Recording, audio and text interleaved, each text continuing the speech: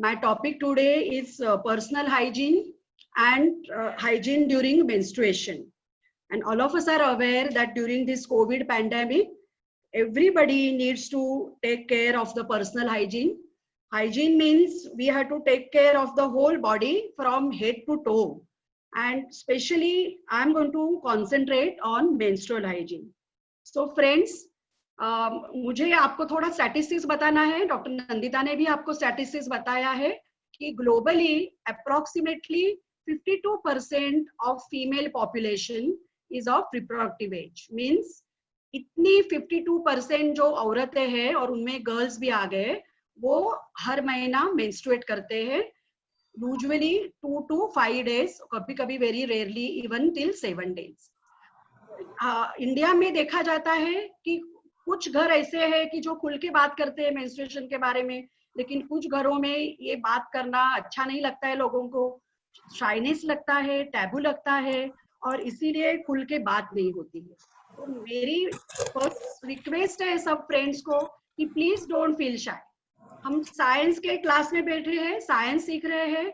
Menstruation हर औरत, हर girl, हर महीने हमको एक्सपीरियंस करना होता है, और इसके लिए कोई शाय होने की बात नहीं है. अभी ये चित्र में बताया गया है कि यूट्रस कहाँ होता है. वो होता है एब्डोमेन में, लोअर एब्डोमेन में, पेट के नीचे की तरफ. और ये जो यूट्रस माने कि गर्भाशय की थैली होती है, वो बाहर की तरफ खुलती है थ्रू सर्विक्स माने कि माउथ ऑफ द यूट्रस. तो ये मेंस्ट्रुएशन माने कि क्या है. तो girls typically start to menstruate during puberty and adolescence. That means some girls will start menstruating early, even at 10 years. Some can start late, even at 17 to 18 years of age. And during this adolescence period, body में बहुत changes होते हैं, emotional changes हो जाते हैं. और ये सब की क्या वजह है? तो हमारे बॉडी में जो हार्मोन सीक्रेट होते हैं, उनके कारण ये सब चेंजेस अकर होते हैं. मेंस्ट्रुएशन कब तक चलेगा? मेनोपॉज जब आएगा तब ये बंद होगा. मेनोपॉज कब आता है? यूजुअली इंडियन वीमेन में अराउंड 45 to 48 इयर्स में मेनोपॉज आ जाता है, ब्लीडिंग रुकता है. अभी पीरियड के टाइम क्या केयर लेनी चाहिए? अपने क्लोथ जो है वो सॉइल नहीं हो जाए, इसके लिए कुछ प्रोटेक्शन लेना जरूरी होता है. और यूजुअली हम लोग अभी देखते हैं कि सैनिटरी टॉवेल्स यूज होते हैं. ये सैनिटरी मटेरियल है, वो किस तरह का हो सकता है? एक तो वो कॉटन का हो सकता है, उसके पैड्स होते हैं. नहीं तो कभी कभी तो यूजेबल माने कि क्लॉथ होता है, घर की कोई अच्छा साफ सुथरा कपड़ा है, सॉफ्ट ऐसा कपड़ा है, साड़ी का कुछ पैड हम लोग बना सकते हैं, वो तो यूजेबल पैड्स होते हैं. और अभी न्यूअर कुछ चीजें हैं वो मिलती है, वो है टैम्पून्स, कभी कभी टिश्यू पेपर, पीरियड पैंटी. तो हम ये सब के बारे में आज जानकारी लेंगे. Coming to sanitary towel. Sanitary towel is a piece of soft material worn by a woman to absorb blood during her period, during each period and every month. Until disposable sanitary pads were created, cloth was used to collect menstrual blood. Women often used a variety of homemade menstrual pads, which they crafted from various fabrics or absorbent material to collect menstrual blood. माने कि ये menstrual blood collect करके वो उससे सोकेज नहीं हो जाए कपड़ों का, इसके लिए ये सब हम लोग केयर ले रहे हैं और इन्फेक्शन अवॉइड कर रहे हैं. तो ये कब चेंज करने चाहिए? 1 a day तो ये तो बहुत कम बोला मैंने. यूजुअली 6 to 8 hours में एक पैड चेंज करना रिकमेंडेड है. और हेवी पीरियड्स है, specially first 1 or 2 days periods सभी के थोड़े हेवी होते हैं, तो we need to change at least 3 to 4 hourly. And please don't wait till the pad is completely soaked. पूरा सोक होने के पहले ही वो बदलना चाहिए. अभी ये हाइजीन हमने बराबर से नहीं लिया, बराबर से पैड चेंज नहीं किए, वैसे ही अनक्लीन पैड रखे, तो क्या हो सकता है? इन्फेक्शन हो सकता है. और ये इन्फेक्शन वजाइना से यूट्रस तक माने कि गर्भाशय तक भी पहुंच सकता है, और ये अच्छा नहीं है, ये अवॉइड करना है. और पैड्स वेट है और वैसे ही हमने रखे, चेंज नहीं किए, तो वो जो नीचे की स्किन होती है प्राइवेट पार्ट की, वो इरिटेट हो सकती है, और इसके वजह से ब्रोकन स्किन और थोड़े से इंजुरी है जैसा होने की संभावना होती है। अभी ये तो हमने पैड यूज कर लीजिए और अभी अभी वो डिस्पोज करने हैं। तो napkin should not be thrown into toilet, particularly water closet. It is better to keep a dustbin in the corner of the toilet. This is something new which is I am telling you that ये जो napkin soaked हुए हैं वो हम toilet में थोड़े से धो के उसका जो ब्लीडिंग एब्सॉर्ब हुआ है वो टॉयलेट में फ्लश ऑफ कर सकते हैं, और वो जो धोए हुए नैपकिन्स है वो हम वेस्ट पेपर में रैप करके फिर डस्टबिन में थ्रो कर सकते हैं। What is the ideal mechanism कि कैसे डिस्पोज ऑफ करें? एक तो इंसिनरेट करें माने कि बर्निंग, और लेकिन उसके लिए भी मशीन रहता है। अभी बहुत से स्कूल्स है, कॉलेजेस है, वहां ये इंसिनरेटर लगाए हुए होते हैं, तो कभी कभी वो पीट में हम लोग बरी भी कर सकते हैं।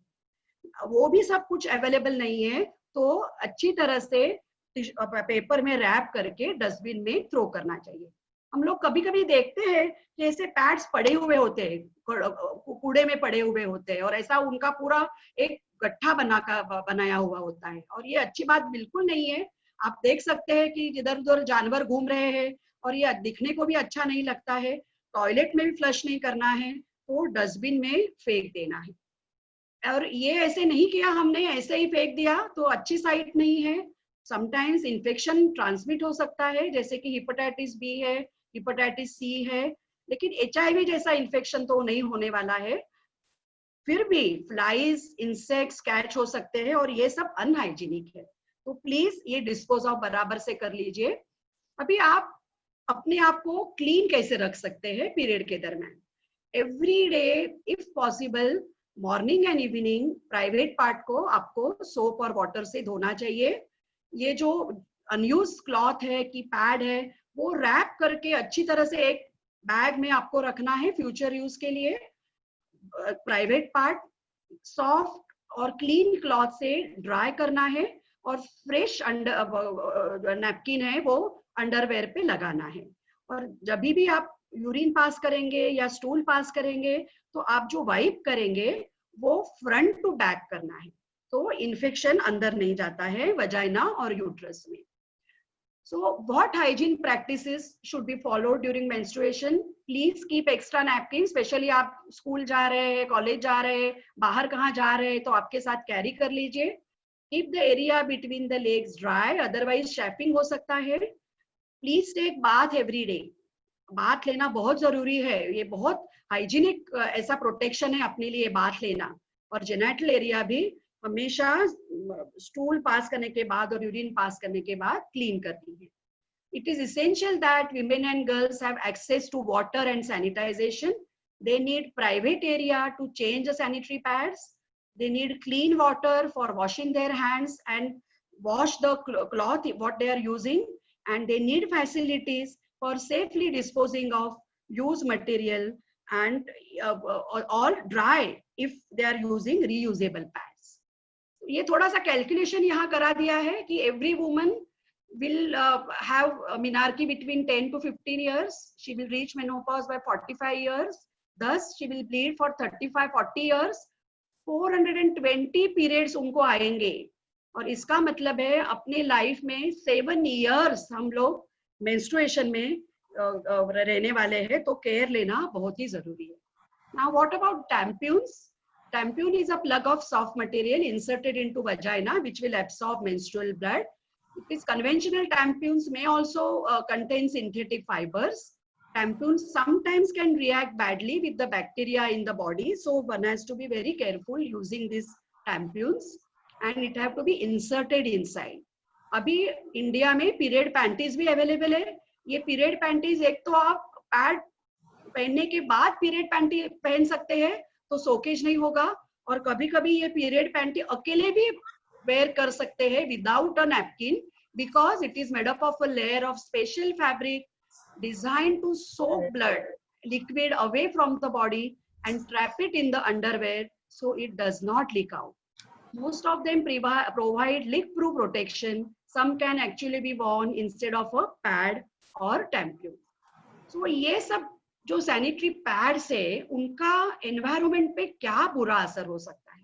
ये रिसाइकल नहीं हो सकते हैं, रीयूज नहीं हो सकते हैं, जो डिस्पोजेबल है यूज करो, थ्रो करो। ऐसे जो नैपकिन्स है वो 100 ईयर तक डिग्रेड नहीं होंगे और इसीलिए सीरियस एनवायरमेंटल और हेल्थ इफेक्ट हो सकते हैं। बर्न किए तो भी डायोक्सिन जैसे इफेक्ट हो सकते हैं और इसीलिए अभी धीरे धीरे थ्रू आउट द वर्ल्ड ऐसा चल रहा है कि रीयूजेबल अच्छे साफ सुथरे क्लॉथ पैड्स यूज करेंगे तो एनवायरनमेंट के लिए अच्छा है और ज्यादा पैसे की भी जरूरत नहीं है। और ये रीयूजेबल पैड्स है वो कैसे धोए, वो ठंडे पानी में 30 मिनट तक सोक करके रखिए, डिटर्जेंट से स्क्रब कर लीजिए, धो लीजिए और नेचुरल सनलाइट में ड्राई कर लीजिए। तो ये रीयूजेबल पैड्स की केयर लेना जरूरत है। और एक सॉल्यूशन है वो है यूरिजेबल मेंस्ट्रुअल कप्स यूज करना। शायद आप में से कोई लड़कियों ने ये सुना होगा, कोई ने नहीं सुना होगा। ये एक अलग तरीके का अभी डिवाइस अभी मिल रहा है, ये ग्रीनर है अपने लिए क्योंकि अगेन एनवायरमेंटल फ्रेंडली है, कंप्लीटली सेफ है, is made up of soft material, medical material like silicone, and it will collect the menstrual blood into the this cup and it fits inside the vagina. It has to be inserted inside the vagina. वो आपको पहले time कोई बड़े से नहीं तो अपने parents से कैसे यूज करना है वो सीखना चाहिए, डॉक्टर से सीख लेना चाहिए वो कैसे अंदर इंसर्ट करना है। शादी के बाद और डिलीवरी के बाद तो ये यूज करना बहुत ही आसान हो जाता है। वो नेसेसरी नहीं है कि आपको हमेशा वो चेक करना चाहिए, लेकिन स्क्वैटिंग पोजीशन में वो अंदर इंसर्ट करना बहुत इजी हो जाता है। ये कप कैसा क्लीन करना है, थोड़ा सा नॉर्मल वाटर लेके वो क्लीन कर देना है, उसमें से जो भी ब्लड है वो टॉयलेट में हम फेंक दे सकते हैं, स्टरिलाइज करने की जरूरत नहीं है, अच्छी तरह से वॉश करके वो रीयूज कर सकते हैं। पीरियड के बाद क्लॉथ के पाउच में वो रख सकते हैं और नेक्स्ट पीरियड के लिए वो तैयार हो जाता है। तो how much menstrual cup can hold, usually normal period means bleeding is still 50 to 80 ml और ये कप जो है वो अबाउट 15 to 23 ml होल्ड करता है। तो एवरी 6 to 8 आवरली आप ये कप एम्प्टी कर सकते हैं, वॉश करके अगेन रीयूज कर सकते हैं। वो पैटर्न कितना ब्लीडिंग का है उसके ऊपर निर्भर होता है कि आप कितने फ्रीक्वेंटली वो चेंज करें।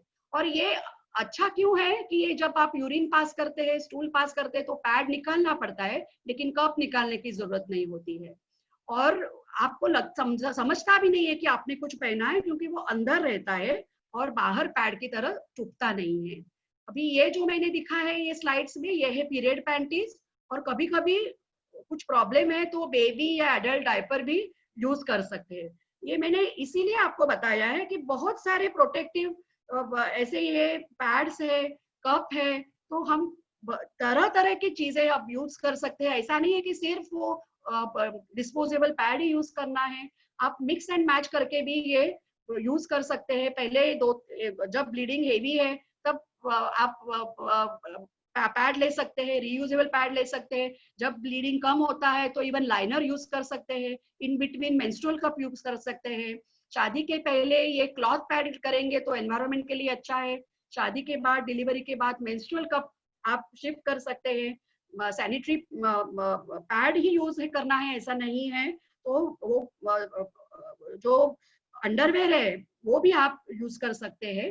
तो इस तरीके से आपने जरूर जानना चाहिए, आपके डॉक्टर के साथ आप मिलके एक बार ये सब चीजों के बारे में और जानकारी ले सकते हैं।